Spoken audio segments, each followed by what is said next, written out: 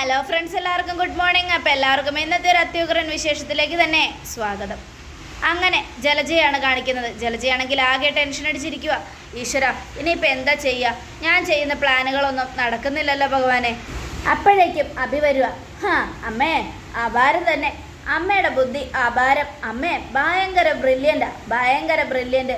അത് കേട്ടതും ജലജ ദേഷ്യപ്പെട്ട് അവിടെ നിന്നും ചാടി എഴുന്നേറ്റു. എടാ, എന്താടാ നിന്റെ പ്രശ്നം? നീ ഒറ്റൊരുത്തം കാരണമാടാ എനിക്ക് ഇങ്ങനെയൊക്കെ സംഭവിക്കുന്നത്. അത് കേട്ടതും നല്ല പാട്. അമ്മ ഒരു പ്ലാൻ ചെയ്ത് തോറ്റതിൽ ഇപ്പം ഞാനെന്ത് പഴിച്ചു? എടാ, നീ മാത്രമാടാ, നീ ഒരു ഭാഗ്യദോഷിയാ. നിന്റെ ജാതകം ശരിയല്ല. അതുകൊണ്ടാ നിനക്ക് വേണ്ടി എന്ത് ചെയ്താലും ഞാൻ തോറ്റുപോകുന്നത്. എൻ്റെ അമ്മേ, അതിനിപ്പോൾ എനിക്ക് എന്ത് ചെയ്യാൻ പറ്റും? ഒരു കാര്യം ഞാൻ പറഞ്ഞേക്കാം. അമ്മ എൻ്റെ കഴുത്തിന് കുത്തിപ്പിടിച്ചിട്ടും ഷർട്ടിന് കുത്തിപ്പിടിച്ചിട്ടും കാര്യമൊന്നുമില്ല. അമ്മ ഓരോന്ന് ചെയ്തിട്ട് അമ്മ തോറ്റുപോയിട്ട് അവസാനം അമ്മ എന്നെ കുറ്റപ്പെടുത്തുന്നത് ശരിയാണോ? അമ്മ എന്തുകൊണ്ടാണ് തോറ്റുപോയെന്ന് ഞാൻ പറഞ്ഞു തന്നോ എന്നും അഭി. അത് കേട്ടതും നീ കാരണമാണ് ഞാൻ തോറ്റുപോയത്. ആ നയനയും നവ്യയും കൂടെ എന്നെ പറയാത്ത വാക്കുകളില്ല. അവർ രണ്ടുപേരും കൂടെ സ്വർണ്ണം എവിടെയൊന്ന് കണ്ടുപിടിച്ച് അവർ തന്നെയാണ് എന്നെ കൊണ്ട് തിരിച്ചത് വെപ്പിച്ചത്. ഞാൻ കണ്ടായിരുന്നു. അമ്മ തന്നെ മോഷ്ടിച്ചിട്ട് ഒത്തിയവനെ കൊണ്ട് തന്നെ വിഷമർപ്പിക്കുക എന്ന് പറഞ്ഞതുപോലെ അമ്മയെ കൊണ്ട് തന്നെ ആ മാല അവരവിടെ കൊണ്ട് വെപ്പിക്കുന്നത് ഞാൻ കണ്ടായിരുന്നു. എല്ലാ ആവശ്യം ഉണ്ടായിരുന്നു ഇതിൻ്റെയൊക്കെ. നിനക്ക് വേണ്ടിയാടാ, നിനക്ക് വേണ്ടി മാത്രമാടാ ഞാനിതൊക്കെ ചെയ്യുന്നത്. ഇനിയിപ്പോൾ അവളുമാർ രണ്ടുപേരെ ഇറക്കി വിടാമെന്ന് വിചാരിച്ചുകൊണ്ടിരുന്നിട്ടൊക്കെ നമുക്ക് തെറ്റി. ഇനി വേറൊരുത്തും കൂടെ ഇങ്ങോട്ട് കയറി വരാൻ പോവുക. അവളും കൂടെ കയറി വന്നു കഴിഞ്ഞാൽ തീർന്നു. അതോടുകൂടെ എല്ലാം. ഇനി എന്ത് ചെയ്യണമെന്ന് ഓർത്തിട്ട് എനിക്ക് ഒരു പിടിയും കിട്ടുന്നില്ല. ഈശ്വര, ഏത് നേരത്താണാവോ എനിക്ക് ഇങ്ങനെയൊക്കെ ചെയ്യാൻ തോന്നിയത് എന്നു പറഞ്ഞുകൊണ്ട് ജലജ ഇങ്ങനെ നിൽക്കുക. അതിനെന്താ അമ്മേ, നമ്മൾ എന്തിനാ പേടിക്കുന്നേ? നമുക്ക് കിട്ടാനുള്ള ഷെയർ മേടിച്ച് നമുക്ക് സമാധാനത്തോടെ ജീവിച്ചാൽ പോരെ? എടാ, ഇനി നിന്റെ അനിയത്തിമാർക്ക് പോലും ഒരു നല്ല ജീവിതം കിട്ടുമെന്നോ ഇത്തിരി സ്വത്ത് കിട്ടുമെന്നൊന്നും എനിക്കറിയില്ല. അതെന്താ അമ്മക്കറിയാത്തത്? എടാ, അനിയും ആദർശും എത്ര സ്നേഹത്തോടെയാ മുത്തശ്ശനോട് സംസാരിക്കുന്നതും പെരുമാറുന്നതും ഇടപഴകുന്നതൊക്കെ. അങ്ങനെ ചെയ്യുന്നത് കൊണ്ട് അവർക്ക് ഈ വീട്ടിൽ നല്ല വിലയുണ്ട്, നല്ല സ്ഥാനമുണ്ട്.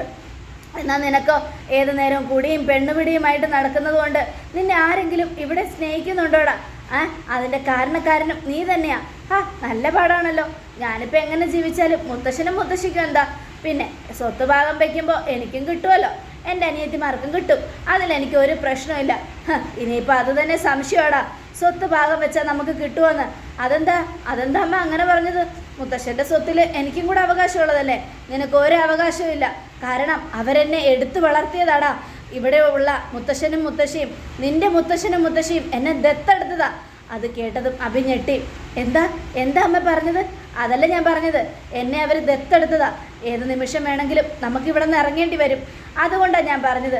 അങ്ങനെ സംഭവിക്കാതിരിക്കാനാണ് ഞാൻ ഇതെല്ലാം ചെയ്തു കൂട്ടുന്നത്. പിന്നെ ഞാൻ ദത്തുപുത്രിയാണെന്ന് നയനയ്ക്കോ നവ്യയ്ക്കോ ഒന്നും അറിയില്ല. അങ്ങനെ അവളന്മാരറിഞ്ഞാൽ എനിക്ക് ഒരു സമാധാനവും തരില്ല. പിന്നെ എൻ്റെ ഏട്ടത്തി എന്ന് പറയുന്നവൾ എന്നെ ഇപ്പോഴും താഴ്ത്തിക്കൊണ്ടിരിക്കുന്നത് പോലെ അവന്മാരും എന്നെ താഴ്ത്തിക്കൊണ്ടിരിക്കും. അതുകൊണ്ടാണ് ഞാൻ പറയുന്നത്, എനിക്ക് പേടിയാടാ മോനെ. അങ്ങനെയൊന്നും പേടിക്കണ്ടമ്മേ. ഇനിയിപ്പോൾ നമ്മളെ ഇവിടെ നിന്ന് ആരും ഇറക്കി വിടാൻ പോകുന്നില്ല. നമുക്കുള്ള സ്വത്തും അവർ തരും. അന്ന് ഭാഗം വെച്ചപ്പോൾ എന്താ നടന്നതെന്ന് നീ കണ്ടതാണല്ലോ. ഭാഗ്യം കൊണ്ട് ആ ഭാഗം വെക്കൽ നടന്നില്ല. അതുപോലെ തന്നെയായിരിക്കും ഇനിയും കാര്യങ്ങൾ. അതുകൊണ്ട് എന്ത് ചെയ്യാനാണ് നിൻ്റെ ഉദ്ദേശം? ഇനി അങ്ങനെ നമുക്ക് ആ സ്വത്ത് കിട്ടിയില്ലെങ്കിലും അതാരും അനുഭവിക്കാൻ ഞാൻ സമ്മതിക്കില്ല. അങ്ങനെയെങ്കിലും എന്തെങ്കിലും സംഭവിച്ചാൽ ഈ വീട് ഞാൻ പാതിരാത്രി കത്തിക്കും. നമ്മളടക്കം എല്ലാവരും കത്തിത്തീരട്ടെ, നമുക്ക് കിട്ടാത്തത് ആർക്കും വേണ്ട എന്നും പറഞ്ഞ് അഭി ഭയങ്കര ദേഷ്യത്തിൽ നിൽക്കുക. എടാ ചെറ്റേ, അങ്ങനെ എല്ലാം നശിപ്പിക്കാൻ നോക്കാതെ എല്ലാം എങ്ങനെ നേടിയെടുക്കാമെന്ന് നോക്കടാ. നിന്റെ നല്ല സ്വഭാവമാണെന്നെങ്കിൽ ഇന്നെല്ലാം നിനക്ക് തന്നാനായിരുന്നു. നിന്റെ സ്വഭാവം കൊണ്ടാണ് എല്ലാവരും എങ്ങനെയൊക്കെ ചെയ്യുന്നത് എന്നൊക്കെ പറയാണ്. ഈ സമയം നയനയാണ് കാണിക്കുന്നത്. അനി അവിടെ ഇങ്ങനെ ഓരോന്ന് ആലോചിച്ചുകൊണ്ടിരിക്കുമ്പോൾ നയന അങ്ങോട്ട് ചെല്ലുക. അനിയുടെ മുഖത്ത് നല്ല വിഷമമുണ്ടല്ലോ. ഇല്ല ഏട്ടത്തി, എനിക്ക് വിഷമമൊന്നുമില്ല. അല്ല, അനിയുടെ മുഖം കണ്ടപ്പോൾ അങ്ങനെ തോന്നി. ഞാൻ ആദ്യം കരുതിയത് പൂജാമുറിയിൽ നിന്നും കല്യാണം മുടക്കാൻ വേണ്ടി ആ മാല എടുത്ത് മാറ്റിയത് അനിയാണെന്നാ.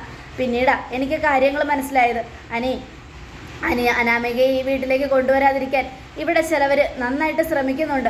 അതെന്തായാലും വിട്ടുകൊടുക്കരുത്. അങ്ങനെ അവരുടെ ശ്രമം പാഴായി പോകണം. അനാമികയെ ഇങ്ങോട്ട് കൊണ്ടുവരണം. അനാമിക ഈ വീടിൻ്റെ മരുമകളാകണം. അങ്ങനെ വരുമ്പോൾ ഇവിടെ എല്ലാവരും സന്തോഷിക്കും. അനിയുടെയും അനാമികയുടെയും കല്യാണം നടക്കാതിരിക്കാൻ പലതും ചെയ്യുന്നുണ്ട്.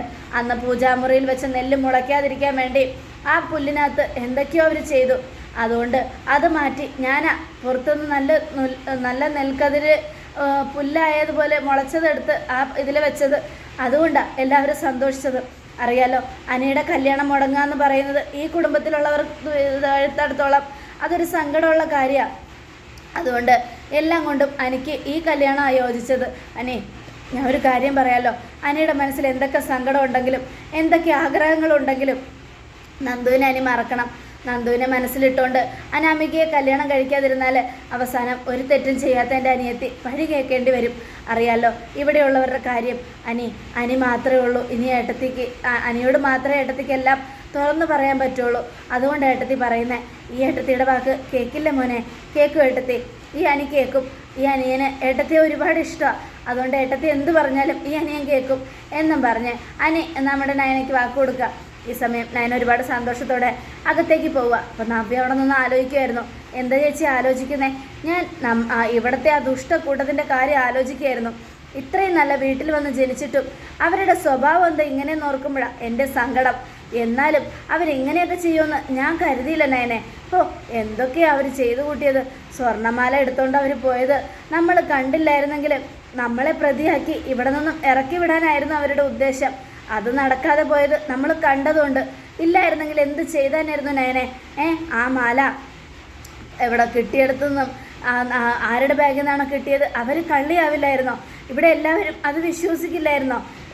അങ്ങനെയൊന്നും ഈ കുടുംബത്തുള്ളവർ കണ്ണടച്ച് വിശ്വസിക്കുന്ന കൂട്ടത്തിലല്ല ചേച്ചി അതിനെക്കുറിച്ച് ഓർത്ത് പേടിക്കണ്ട. എന്നാലും നയനെ, നമ്മളെല്ലാം കണ്ടില്ല കേട്ടില്ല എന്നും പറഞ്ഞ് നിൽക്കുന്നതുകൊണ്ടാണ് ഇങ്ങനെയൊക്കെ പ്രശ്നം വരുന്നത്. സ്വർണ്ണാഭരണങ്ങൾ ഇഷ്ടം പോലെ ഇട്ടുകൊണ്ടായിരിക്കും ചിലപ്പോൾ അനാമിക ഈ വീട്ടിലേക്ക് വരുന്നത്. അപ്പോൾ അവരുടെ സംസാരം കേട്ടുകൊണ്ട് കനക അവിടെ മറിഞ്ഞു നിൽക്കുക. അപ്പോഴേക്കും ആദർശേട്ടനോട് പറയണം അനാമികയുടെ സ്വർണ്ണങ്ങൾ കുറച്ച് മാത്രം വെച്ചിട്ട് ബാക്കിയെല്ലാം ലോക്കറിൽ കൊണ്ടുപോയി വെക്കാൻ. ഇല്ലെങ്കിൽ ഇന്ന് സംഭവിച്ചതുപോലെ അനാമികയുടെ സ്വർണം മോഷ്ടിച്ച് നമ്മുടെ ബാഗിൽ കൊണ്ടുവന്നിട്ടിട്ട് അവസാനം നമ്മളെ കള്ളിയാക്കി ഇവിടെ നിന്ന് പുറത്താക്കാൻ അവർ പഠിച്ച പണി 18 നോക്കും. അപ്പോൾ നമ്മുടെ കനക ഞെട്ടി. അതേ ചേച്ചി, അത് തന്നെ എൻ്റെയും വിഷമം. ഇന്ന് അമ്മയുടെ ബാഗിൽ അവർ മാല ഇട്ടത് നമ്മൾ കണ്ടില്ലായിരുന്നെങ്കിൽ ഈ കുടുംബത്തിലുള്ളവർ അമ്മയെ കള്ളിയാക്കില്ലായിരുന്നോ? അതാണ് എൻ്റെ ടെൻഷൻ. ഭാഗ്യം കൊണ്ട് നമ്മൾ കണ്ടു. വിഘ്നേശ്വര ഭഗവാന്റെ അനുഗ്രഹം നമ്മുടെ കൂടെ ഉണ്ട് ചേച്ചി. അതുകൊണ്ടാണ് അത് കാണാൻ പറ്റിയത് എന്നൊക്കെ പറയുമ്പോൾ കനക ഞെട്ടലോടുകൂടെ മക്കളെ എന്നും പറഞ്ഞുകൊണ്ട് അങ്ങോട്ട് വരിക. ഞാൻ എന്ത് ഈ കേൾക്കുന്നേ? അപ്പോൾ മാല എൻ്റെ ബാഗിലുണ്ടായിരുന്നു അല്ലേ? ഇല്ലമ്മേ, ആ മാല അമ്മയുടെ ബാഗിലും ഉണ്ടായിരുന്നില്ല. അവരെടുക്കാൻ വരുന്നതിന് മുമ്പ് ഞങ്ങളതെടുത്ത് മാറ്റിയായിരുന്നു. അവരുടെ ഉദ്ദേശം എന്താണെന്ന് നേരത്തെ മനസ്സിലാക്കാൻ പറ്റിയതുകൊണ്ട് രക്ഷപ്പെട്ടു. ഇല്ലായിരുന്നെങ്കിലോ എന്ത് ചെയ്യാൻ പറ്റും? ഒന്ന് ആലോചിച്ച് നോക്കിയേ ഈശ്വരന്മാരെ, എന്തൊരു വിധിയാ ഇത്. എന്നാലും ആ വൃത്തികെട്ടവൾ ഇങ്ങനെയൊക്കെ ചെയ്യാൻ തുനിഞ്ഞു. ഈശ്വര, ഇവിടെ മൂർത്തി സാറും മുത്തശ്ശിയൊക്കെ എന്നെ ഒരു സ്വന്തം കുടുംബത്തിലെ ആളെ പോലെ സ്നേഹിക്കുന്നത്. അങ്ങനെയുള്ള അവരുടെ മുൻപിൽ കള്ളിയാവുക എന്നൊക്കെ പറയുന്നത് ഈശ്വര, മനസ്സിൽ പോലും ഉൾക്കൊള്ളാൻ കഴിയുന്നില്ല മക്കളെ. അവൾ അത്രയ്ക്ക് വലിയൊരു കാര്യം ചെയ്തു അല്ലേ ആ ജലജ? അതെ അമ്മേ, അവളാണ് ഇതെല്ലാം ചെയ്തത്. അവൾ ഒറ്റൊരുത്തി. അവളെ ഞാൻ വെറുതെ വിടില്ല. ഞാൻ നോക്കിക്കോളാം മോളെ അവളെ എന്നും പറഞ്ഞ് കനക ഭയങ്കര ദേഷ്യത്തിൽ അങ്ങ് പോവുക. എന്തായാലും ചേച്ചി, നമ്മൾ സൂക്ഷിക്കണം. കാരണം നമ്മളെ കൊടുക്കാനും നമ്മളെ ഇവിടെ നിന്ന് ഇറക്കി വിടാനും അവർ പഠിച്ച പണി 18 നോക്കും. അതുകൊണ്ട് എന്തൊക്കെ സംഭവിച്ചാലും ശരി, ഇനി എന്തൊക്കെ സംഭവിച്ചാലും നമ്മൾ കുറച്ച് ജാഗ്രത പാലിക്കണം. ഇല്ലെങ്കിൽ നമ്മളെ അവർ എന്ത് ഈസി ആയിട്ട് പുറത്താക്കാൻ പറ്റുമോ അത്ര ഈസി ആയിട്ട് പുറത്താക്കും. പിന്നെ നയന, ഞാൻ നിന്നോടൊരു കാര്യം പറയാം. എല്ലാം കണ്ണും അടച്ച് കണ്ടില്ല കേട്ടില്ല എന്ന് നടിച്ചുകൊണ്ട് നമ്മൾ നടന്നാലേ അവസാനം അവർ നമ്മുടെ തലയിൽ കയറിയിരുന്ന് നിരങ്ങും. അതുകൊണ്ട് ഇനി എന്തെങ്കിലുമൊക്കെ ഉണ്ടെങ്കിലും ആദർശേട്ടനോട് തുറന്ന് പറയണം. ആദർശേട്ടൻ ഇപ്പോൾ പഴയതുപോലെയൊന്നും അല്ല, നിന്നെ സ്നേഹിക്കാൻ തുടങ്ങിയിട്ടുണ്ട്. ആ സ്ഥിതിക്ക് ഉറപ്പായിട്ടും ആദർശേട്ടൻ നീ പറഞ്ഞാൽ കേൾക്കും. എന്നാലും ഈ കാര്യം കേട്ടാൽ ഏറ്റവും കൂടുതൽ സങ്കടപ്പെടുന്നത് ആദർശേട്ടനായിരിക്കും ചേച്ചി. അതുകൊണ്ടാണ് ഞാൻ ആദർശേട്ടനോടൊന്നും തുറന്ന് പറയാത്തത്. കാരണം അനിയന്മാരെയും പിന്നെ അപ്പച്ചിയെയും ഇളയമ്മയും ഒക്കെ ആദർശേട്ടൻ ഒരുപാട് സ്നേഹിക്കുന്നുണ്ട്.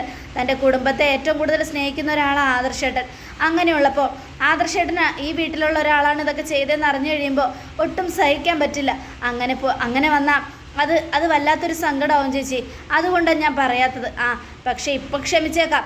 ഇനിയും ഇങ്ങനെയുള്ള കാര്യങ്ങളുണ്ടായാൽ, അതും പ്രത്യേകിച്ച് അനാമിക വന്നു കഴിയുമ്പോൾ അറിയാലോ, അനാമിക നമുക്ക് സപ്പോർട്ടല്ല. അവിടെ ആദർശേട്ടൻ്റെ അമ്മയുടെ അപ്പച്ചിയുടെ ഒക്കെ ഒപ്പം നിൽക്കുകയുള്ളൂ. അങ്ങനെയുള്ളപ്പോൾ എന്തെങ്കിലും ഒരു കളവ് പോയി കഴിഞ്ഞിട്ടുണ്ടെങ്കിൽ അത് നമ്മുടെ തലയിലാവും. അത് ഉറപ്പാണ്. അതുകൊണ്ട് അതൊന്നും ആകാതിരിക്കാൻ വേണ്ടിയാണ് ഞാൻ നിന്നോടെല്ലാം പറയുന്നത് തന്നെ. ശരി ചേച്ചി, ഇനി നമുക്ക് ഇനി എന്ത് സംഭവിച്ചാലും നമുക്ക് തുറന്ന് പറയാം എന്നൊക്കെ പറഞ്ഞുകൊണ്ട് ഇങ്ങനെ ഇരിക്കുക. ഈ സമയം ഏതാണ്ട് രാത്രിയായപ്പോൾ കനക ജലജയുടെ മുറിയിലേക്ക് ചെല്ലുക. അവളെ ഞാൻ ശരിയാക്കി കൊടുക്കുക എന്ന് പറഞ്ഞുകൊണ്ട് അപ്പോൾ ജലജ കയ്യിലൊരു കുപ്പി വെച്ചിട്ടുണ്ടായിരുന്നു. അപ്പോൾ കനക ചോദിക്കുക, ഇതെന്താ?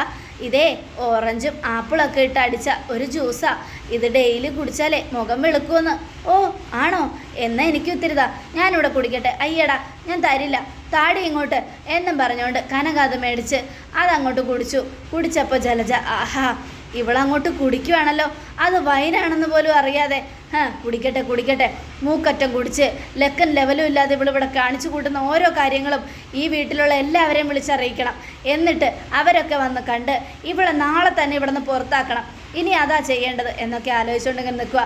അപ്പോൾ കനക, കൊള്ളാലോടി, ആരാടി നീ എന്നും കനക ജലജയോട് ചോദിക്കുക. എന്താടി നീ വിളിച്ചേ? എടിയെന്നോ? അതേടി, നിന്നെ പിന്നെ എടിയെന്നല്ലാതെ മഹാറാണിന്ന് വിളിക്കോ? ആരാടി നീ? എടി നിനക്കറിയോ ഈ കൈ എന്തിനുള്ളതാന്ന്? ഇതെന്തിനുള്ളതാന്ന് നീ പറ. അത് കേട്ടതും ജലജ ഇങ്ങനെ വായം പൊളിച്ച് നോക്കുക. അറിയില്ലല്ലേ? എന്നാൽ ഞാൻ കാണിച്ചുതരാം. ഈ കൈ എന്തിനുള്ളതാന്ന് നിനക്കിപ്പം മനസ്സിലാവും എന്നും പറഞ്ഞുകൊണ്ട് ജലജയുടെ കരണത്തിട്ടൊരു ഒറ്റ അടി. എന്തൊരു വേദന ഇത്! എന്തിനടി നീ ഇപ്പം എന്നെ തല്ലിയത്? ഇപ്പം മനസ്സിലായില്ലേ ഈ കൈ എന്തിനുള്ളതാന്ന്? ഞാൻ ഇത്ര നേരം ചോദിച്ചപ്പോൾ നീ ഉത്തരം പറഞ്ഞില്ലല്ലോ. അതെന്തിനുള്ളതാന്ന് കാണിച്ചപ്പോൾ നിനക്ക് മനസ്സിലായല്ലോ. മര്യാദയ്ക്ക് അടങ്ങി ഒതുങ്ങി അവിടെ കിടന്നോളണം, ഇല്ലെങ്കിൽ നിന്നെ ഞാൻ ശരിയാക്കും. എടീ, ഈ വീട്ടിൽ എന്തൊക്കെയാണ് നടക്കുന്നതെന്ന് എനിക്ക് നന്നായിട്ടറിയാം. അപ്പോഴേക്കും ജലജ ഫോൺ എടുത്തതും കനകയെ തട്ടിപ്പറിച്ചു. ഇവിടെ താടി, നീ ഈ ഫോൺ എടുത്ത് ആരെയും വിളിക്കാൻ പോകുന്നേ? ഇന്ന് നീ ഫോൺ എടുത്ത് ആരെയും വിളിക്കില്ല, അതിന് ഞാൻ സമ്മതിക്കത്തുമില്ല. മര്യാദയ്ക്ക് നിന്നോട് കിടക്കാനല്ലേ പറഞ്ഞത്? അത് കേട്ടതും ഞാൻ പോവുക. നീ താഴേക്ക് പോയാൽ നിന്നെ ഞാൻ കൊല്ലും. നിന്റെ കഴുത്തിന് ഞാൻ കുത്തിപ്പിടിച്ച് നിന്നെ ഞാൻ കൊല്ലും. അതുകൊണ്ട് മര്യാദയ്ക്ക് ഇവിടെ ഇരുന്നോളാം, മര്യാദയ്ക്ക് എന്നും പറഞ്ഞുകൊണ്ട് കനക ജലജയോട് പറയുന്നത് കേട്ടതും ജലജ, എൻ്റെ ഫോണിതാ, തരാൻ പറ്റില്ലെന്ന് പറഞ്ഞില്ലേ? ദേ ഇത് കുടിച്ചു എന്ന് കരുതി ഞാൻ ഉറങ്ങാൻ പോകുന്നൊന്നുമില്ല. അതുകൊണ്ട് നീ ഒന്നോർത്തോ, ഉറങ്ങിക്കിടക്കുകയാണ് ഞാനെന്നും പറഞ്ഞ് എന്നെ പറ്റിച്ച് ഇവിടുന്ന് വെളിയിൽ പോകാനാണ് നിൻ്റെ ഉദ്ദേശമെങ്കിൽ നടക്കില്ലടി. നിന്നെ ഞാൻ വെളിയിൽ വിടില്ല. എന്താ ചെയ്യേണ്ടതെന്ന് എനിക്ക് നന്നായിട്ടറിയാം. നീ നോക്കിക്കോടി, ഇനി സംഭവിക്കാൻ പോകുന്നതൊക്കെ നിനക്ക് ഉറക്കമില്ലാത്ത നാളുകളായിരിക്കും. ഈ വീട്ടിലെ ഏറ്റവും വലിയ വിഷവിത്ത് നീയാണെന്ന് എനിക്ക് നന്നായിട്ട് അറിയാടി. നീ ഒറ്റൊരുത്തി കാരണം എല്ലാം സംഭവിക്കുന്നത്. കിടക്കടി അവിടെ, എടി മര്യാദയ്ക്ക് കിടക്കാൻ എന്നും പറഞ്ഞുകൊണ്ട് ജലജയെ കട്ടിലേക്ക് ഒരൊറ്റ തള്ള്. ജലജ കട്ടിലേ പോയി കിടന്നു. ഈശ്വര, ഇവള് മൂക്കറ്റം വൈനും കുടിച്ച് ലക്കില്ലാതിരിക്കുക. നാളെ നേരെ ഒന്ന് വെളുത്തോട്ടടി. എല്ലാവരുടെയും മുൻപിൽ നിന്നെ ഞാൻ നാറ്റിക്കും. ഈ കാര്യം എല്ലാവരോടും പറഞ്ഞ് നിന്നെ ഞാനിവിടെ നിന്ന് പുറത്താക്കോടി. ഇനി ഞാൻ അതിനു വേണ്ടിയുള്ള കാര്യങ്ങളാണ് ചെയ്യാൻ പോകുന്നത്. നോക്കിക്കോ, ഈ ജലജ ആരാണെന്ന് നീ മനസ്സിലാക്കും. അപ്പോൾ കനക ജലജയെ നോക്കുകയാണ്. എടി ജലജയെ, നിനക്കിട്ടൊരു പണി തരണമെന്ന് എനിക്ക് ആഗ്രഹം ഉണ്ടായിരുന്നു. എന്തായാലും അതിനുള്ള അവസരം നീ തന്നെയായിട്ട് ഒരുക്കി തരുമെന്ന് ഞാൻ അറിഞ്ഞില്ല എന്നും പറഞ്ഞുകൊണ്ട് ആ വൈൻകുപ്പിയും കെട്ടിപ്പിടിച്ച് കനകയും കിടന്നുറങ്ങുക. ഈ സമയം നേരം നേരം വെളുത്തതും ജലജ കുളിച്ചിറങ്ങി വരിക. അപ്പോൾ കനക മലർന്നു കിടക്കുന്ന കനകയെ കണ്ട്, വൃത്തികെട്ടവളുടെ കിടപ്പ് കണ്ടില്ലേ? ഏത് നേരത്താണാവോ ഇവളൊക്കെ ഇങ്ങോട്ട് വലിഞ്ഞേറി വന്നത് എന്നൊക്കെ ആലോചിച്ചുകൊണ്ടിരിക്കുക. അപ്പോഴേക്കും കനക എഴുന്നേറ്റു. അതെ, എന്ത് വേണം? നീയൊക്കെ ഏത് ശനി പിടിച്ച നേരത്താണാവോ ഇങ്ങോട്ട് കയറി വന്നത് എന്നും ജലജയുടെ ചോദ്യം. അതെ, ചില ശനികൾ കയ്യും കാലും വെച്ച് ഈ വീട്ടിനകത്തുണ്ടെന്ന് അറിഞ്ഞു. അവരെ നന്നാക്കാൻ വേണ്ടിയാ ഭഗവാൻ ഞങ്ങളെ ഇങ്ങോട്ട് അയച്ചത്. പിന്നെ എൻ്റെ നയനമോളെ കുറിച്ച് നീ എന്താടി കരുതിയത്? എൻ്റെ നയനമോളെ മിടുക്കി. ദേ പിന്നെ ഞാൻ ഇന്നലെ ഇത് കുടിച്ചതേ വൈനാണോ എന്ന് അറിഞ്ഞിട്ട് തന്നെയാടി. പിന്നെ ഞാനിത് മനഃപൂർവ്വം കുടിച്ചതാ. എന്തിനാണെന്നറിയാമോ? നിനക്കിട്ടൊരു പണി തരണമെന്ന് എനിക്ക് ആഗ്രഹം ഉണ്ടായിരുന്നു. ഇനി ഞാൻ ഈ വൈൻ കുടിച്ച കാര്യം നീ താഴെ പോയി എല്ലാവരോടും പറയാമെന്ന് എനിക്കറിയാം. നിൻ്റെ മൊബൈൽ ഞാൻ തരാം, നീ എല്ലാവരോടും പറഞ്ഞോ. പക്ഷേ എനിക്ക് കുഴപ്പമൊന്നുമില്ല. അങ്ങനെ നീ പറയുമ്പോൾ ചില കാര്യങ്ങൾ ഞാനും പറയും. ഇന്നലെ നടന്നതും ഒക്കെ ഞാൻ പറയും. സ്വർണ്ണമാല എങ്ങനെയാടി? അനാമികമ്മളുടെ കഴുത്തിൽ ഇട്ട് കൊടുക്കേണ്ട താലിമാല എങ്ങനെയാണ് എൻ്റെ പെട്ടിൽ വന്നത്? ഈശ്വര, ഇനി അവളുമാർ എല്ലാം ഇവളോട് പറഞ്ഞോ? എൻ്റെ നയനമോളെക്കുറിച്ച് നീ നിസ്സാരമായിട്ടൊന്നും കാണണ്ട. എൻ്റെ നയനമോളെ നിന്നെ വരച്ച വരയിൽ നിർത്താൻ കഴിവുള്ള കുട്ടിയാണ്. അവളെ ചെളിക്കുഴിയിൽ നിന്ന് എഴുന്നേറ്റ് വന്നൊന്നുമല്ല. അവൾ മാത്രമല്ല, എൻ്റെ 3 മക്കളും നല്ല മിടുക്കരായിട്ട് തന്നെ വളർത്തിയിരിക്കുന്നത്, പ്രത്യേകിച്ച് നയനമോള്. അതുകൊണ്ട് അവളുടെ നല്ല മനസ്സുകൊണ്ടാണ് നീ ഇപ്പോൾ രക്ഷപ്പെട്ട് ഇവിടെ നിൽക്കുന്നത്. പിന്നെ എന്നോട് പോലും അവൾ ഒന്നും പറഞ്ഞില്ല. അവർ ചേച്ചി അനിയത്തിയും തമ്മിൽ സംസാരിക്കുന്നത് ഞാൻ കേട്ടു. അതുകൊണ്ടാണ് ഞാൻ ഇന്നലെ നിനക്കിട്ടൊരു പണി തരാൻ തന്നെ വന്നത്. എന്തായാലും കരണത്തിട്ടൊന്ന് തന്നല്ലോ, മതി, അത്രയും മതി എന്നൊക്കെ പറഞ്ഞുകൊണ്ട് നമ്മുടെ കനക ഇങ്ങനെ നിൽക്കുക. ഒരു കാര്യം ഞാൻ പറഞ്ഞേക്കാം, ഈ വീട്ടിൽ എന്നെ കള്ളിയാക്കാൻ നീ ശ്രമിക്കുകയാണെങ്കിൽ നിന്നെ അതിനേക്കാളും വലിയ പെരുങ്കള്ളിയാക്കാൻ എനിക്കും പറ്റൂടി. ഈ കനകയെക്കുറിച്ച് നിനക്കറിയില്ല. അപ്പോൾ ജലജ കനകയെ തുറച്ച് നോക്കണം. അതോടുകൂടെ എപ്പിസോഡ് അവസാനിക്കുകയാണ്. നാളത്തെ ഒരു തകർപ്പൻ വിശേഷത്തിനായിട്ട് കാത്തിരിക്കുക. എല്ലാവർക്കും ഒരിക്കൽ കൂടെ നല്ലൊരു ശുഭദിനം തന്നെ ആയിക്കോട്ടെ. Thank you friends.